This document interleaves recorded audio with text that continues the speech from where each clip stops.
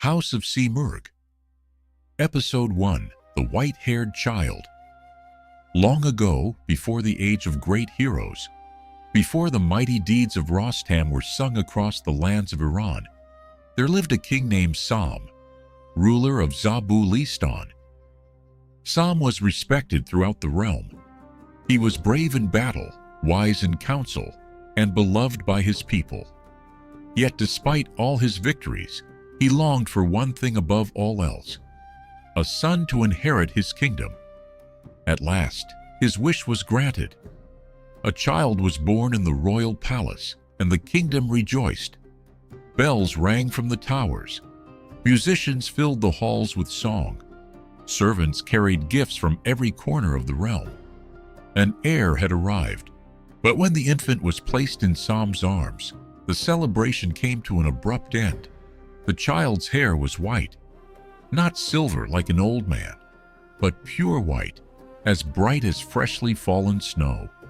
Fear spread through the court. Some whispered that the child was cursed.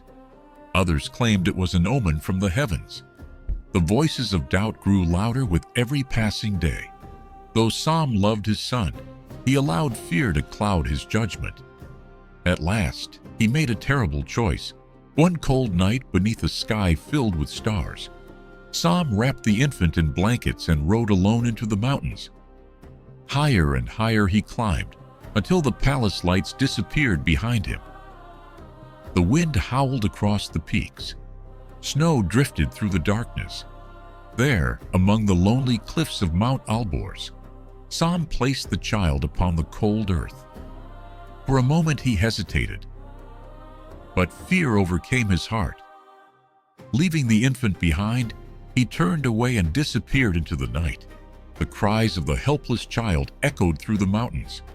Alone, abandoned, forgotten, or so it seemed. Far above the clouds, a great shadow crossed the moon. It was the Simurgh. Ancient beyond memory, the mighty bird had watched over the world since the beginning of ages. Her feathers shimmered with sapphire and gold, and wisdom shone in her eyes. Hearing the child's cries, the Simurgh descended from the heavens. She landed upon the mountain and gazed upon the infant.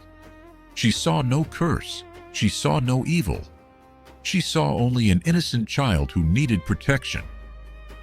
Gently, she lifted the baby in her talons and carried him to her hidden nest high among the peaks.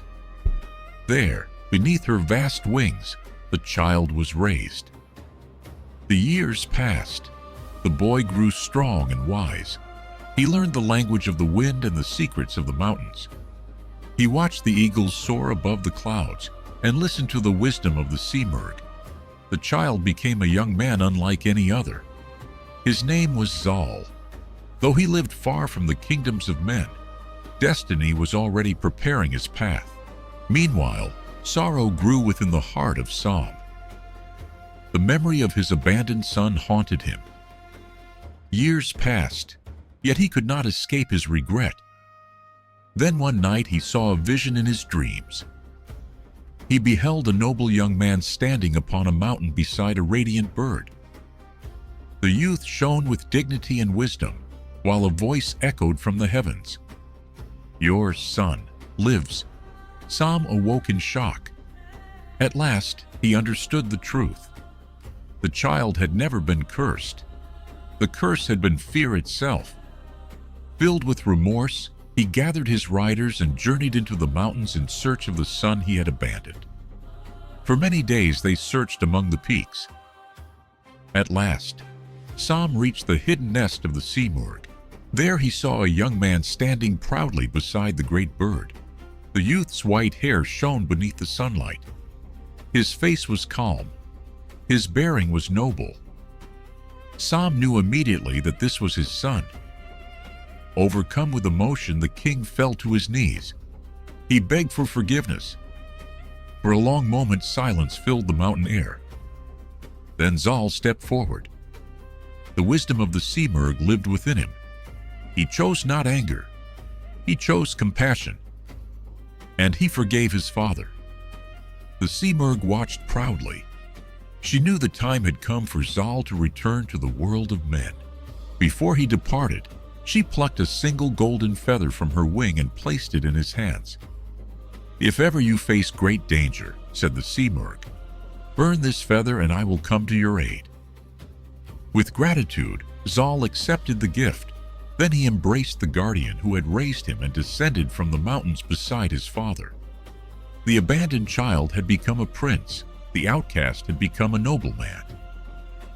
And one day, he would become the father of the greatest hero in all of Persia. His name would be remembered for ages. His son would be Rostam. But that is a story for another time. To be continued.